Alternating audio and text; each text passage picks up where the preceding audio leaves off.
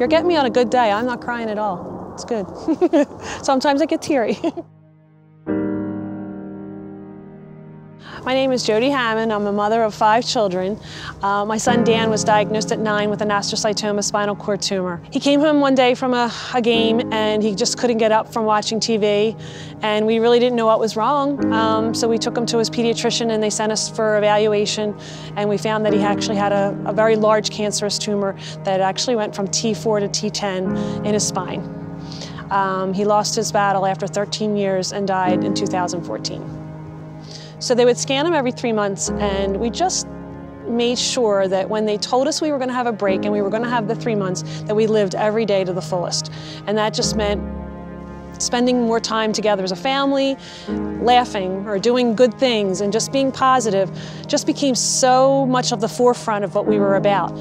You know, it was one more birthday, it was one more Christmas, it was just one more dinner around the table all together. He was probably about 12 years old, and Dan just used the luck of the Irish, always had either like a shamrock or a 4-leaf clover or something like that, and we came across the Life is Good shirt that he wore all the time. Many times Dan would wear it on his chemo days, and the doctor would come in, just to check things out, and he would look at Dan, he's like, "Oh, Dan, there you are in your Life is Good shirt. I guess today's gonna be all right." And Dan, even in his last days, was wearing his Life is Good shirt, loving life.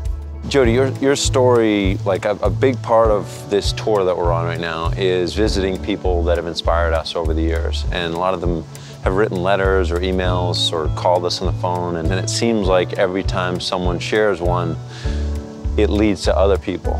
I didn't know your story till last week. You wrote a little note to Life is Good. And now we have this new source of inspiration because you're willing to share your story. What happens to me, I can then help somebody else, whether it be another caregiver or somebody else's family that looks and says, "Oh, look, they're doing something that's more positive." I know Dan's attitude wouldn't be to be sorry. It was to be happy. And when he would have a relapse, and I'd be like, "Dan, I'm sorry, and he'd be like, "No, Mom, I'm just worried about the girls and how they're gonna deal with it." He'd be more concerned that the rest of the family was gonna suffer with this relapse.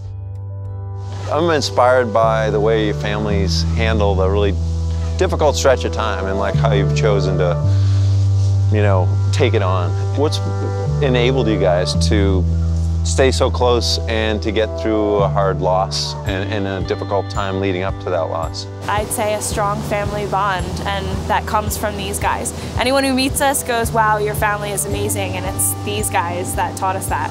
Thanks, Mom and Dad. I believe it. I believe it. I got nothing to do with any of that.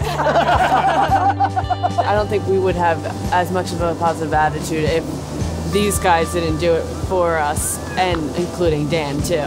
Yeah. How can you not have a positive attitude? He has a smile on your face. Why can't you? Just like Mom always says, we don't know what's gonna happen, but we love you.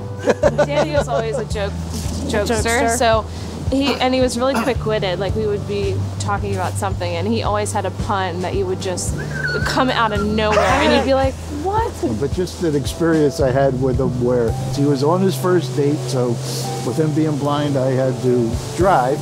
So he drops off his little girlfriends at night. So he's walking back to the car, and of course he can't see the car. And as he's walking to the front of the car, he hits the side of the car and starts to fall. So he goes down. I see him disappear on the side of the car, and all I see is his head come up over top of the car. And I see him go.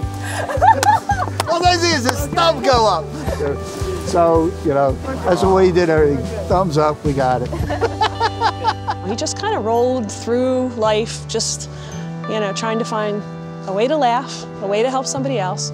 In fact, on his door in the ICU, we put his mission statement, and that was live every day to the fullest, humor, and help somebody else along the way.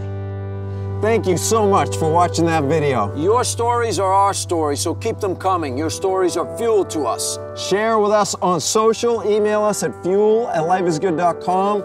Here's the link to our website and more videos right here.